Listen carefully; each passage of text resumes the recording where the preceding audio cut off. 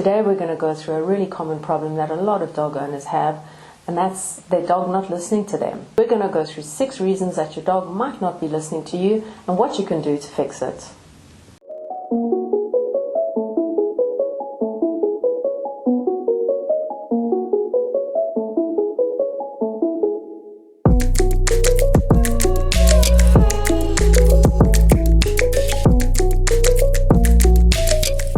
A dog can only be as good as the information that he is getting. If you're not providing good quality information to your dog, he doesn't really know what it is that you want. And we tend to look at this from a human perspective. We need to consider this from a dog perspective. What is the information being perceived by the dog as opposed to what is the information we think we are putting out? Often we'll rely a lot on the verbal information that we're giving to the dog, but the dog's actually listening more to our non-verbal information. In other words, to our body language. So if we're telling a dog not to jump up on us, but we're throwing our hands up like this, what the dog is hearing is jump on me, jump on me. So it might appear that the dog is not listening, but he is listening. He's listening to the non-verbal language. Be aware of what you're doing with not just your words, but also with your body, because that body language is interpreted much quicker and easier by the dog, and it often takes precedence over the verbal information that we are giving to the dog. Let's say we have visitors coming around, and in spite of us telling the dog don't jump on the visitors and the visitors telling the dog don't jump on me, the dog jumps on the visitors. The problem here is really that the behavior itself is reinforcing to the dog. In situations like this, we could offer the dog the world's tastiest treat, but because the behavior is self-reinforcing to the dog often finds it inherently more rewarding or reinforcing to perform this undesired behavior. So while it might seem again that the dog is not listening to us, it's not that he's not listening to us, it's just that he's doing an internal economics decision and going, well, it's more rewarding for me to jump on the visitor than it is for me to follow your request. So what do you do when you have a self-reinforcing behavior like this? Other examples would be chasing cyclists or chasing rabbits. The answer is you manage the environment to ensure that the dog cannot reinforce themselves. The quickest and easiest solution 9 times out of 10 is to put a lead on the dog, so it gives you an opportunity to get the behavior you would like the dog to do, and it gives you an opportunity to reward the dog for that. As soon as the dog realizes that his self-reinforcing behavior is no longer an option, it makes sense for him obviously to comply with your request. Over time and with enough repetition, this becomes the preferred behavior for the dog, and the self-reinforcing aspect of the unwanted behavior becomes extinct. This one seems pretty obvious, but it's surprising how often we don't think of what we would like the dog to do instead of the behavior we're objecting to. Lots of people fall into this trap, myself included. An example of this would be a person saying, you know, I have visitors coming around, my dog jumps on them, I tell my dog no, no, no, but he carries on jumping on them. I often say to people in that situation, well, what would you like your dog to do instead of jumping on the visitors? And most of the time I'm greeted with a sort of a perplexed look, as if to say, gosh, I've never thought about that. And this is so important when training dogs. We shouldn't just be standing there saying no, no, no. What we should be doing is giving the dog something that they can do instead of the objectionable behavior. As soon as we start providing a viable option or alternative to our dog, it's surprising how much more they'll start listening to us. It's impossible for a dog not to perform any behavior. It's impossible for any biological being not to perform any behavior at any point in time.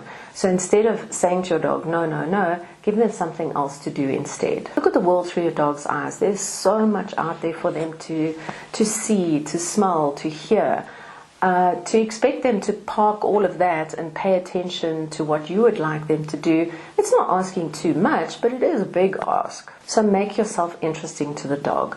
If the handler is not really interesting to the dog, they kind of get put in a category of white noise. They become like a human tumble dryer to the dog, because the dog has decided that the information coming forward from that human is monotonous, it's boring, we can disregard it. Be interesting for the dog. Doesn't mean to say you should be jumping up and down and sort of changing directions at every second, because that's going to be a little bit overwhelming to the dog. But don't stand there with a mouthful of teeth when the dog's got so many other things that are distracting it. Be engaging with the dog. Be interesting to the dog. This one also seems like a no-brainer. Provide a safe environment. Well, obviously I'm going to provide that for my dog. But we need to consider this from the dog's view on the world, not from our view on the world. If I've got a small timid dog and I take them into a dog training class, for example, I need to make sure that my little dog feels safe around all of these big dogs. If they don't feel safe, there's absolutely no ways they can listen to me. And sometimes we put our dogs into these situations unknowingly. If I have a dog that, say for example, is a little bit nervous or timid around people, and I have a whole bunch of people around to my house, I can't really blame the dog for not being able to listen to me as well as they normally do. They're a bit more concerned about their safety at that point in time. This also applies to handlers making bad decisions as far as the dog is concerned, or doing risky maneuvers. And this can be something as innocuous as the way you choose to go around obstacles. If the dog feels like they are sort of being put into risky situations, they're going to go, maybe you're not the best source of information, and their attention and their compliance with listening to the handler is obviously going to be affected. Simply put, if there's too much noise going on, your dog can't actually hear you to be able to listen to you. And the noise, again, is not just the auditory noise that we perceive, but it is all the smells coming off the ground and from all of the objects around the dog. It's all of the sights, it's all of the sounds. It could even be all the surfaces that the dog is touching. If there's a lot going on around the dog, it's just too much work for them to focus on a single auditory cue. It's really tricky for the dog to listen to you under those circumstances, and you should be tuned into your dog and see when they're having a little bit of trouble dealing with this abundance of stimulation around them. Imagine every single thing that you see there making a noise. That's what it feels like for your dog, because remember, their nose is picking up all of the stimulation from everything around them, including every single individual leaf. So amongst all of that noise in your dog's brain, you can imagine that it's really hard for them to hear a very subtle human cue going sit or come. Obviously, over time, the dog can learn that all of that extra noise is just irrelevant distraction, and the handler's verbal cue is really what they should be focusing on. But this takes time and experience. Rather remove them to a distance where they're able to cope. You can then consolidate and solidify whatever it is that you're trying to work the dog through and gradually increase the distraction. In summary, I think we almost need to imagine if we had the perfect manager at our job. What attributes and what skills would make us really want to listen and work for that manager?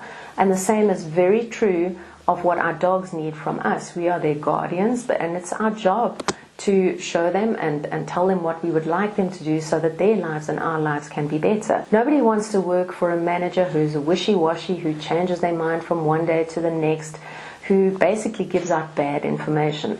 Nobody wants to work for a manager who puts them in unsafe situations. And no one can work for a manager in an environment where it's so noisy and so distracting that you cannot concentrate on a task. The next time your dog doesn't listen to you, hopefully this is not a frequent occurrence, but if it happens again, make sure to work through these pointers and say to yourself, maybe I'm falling a bit short on one of those, and where can I fix it?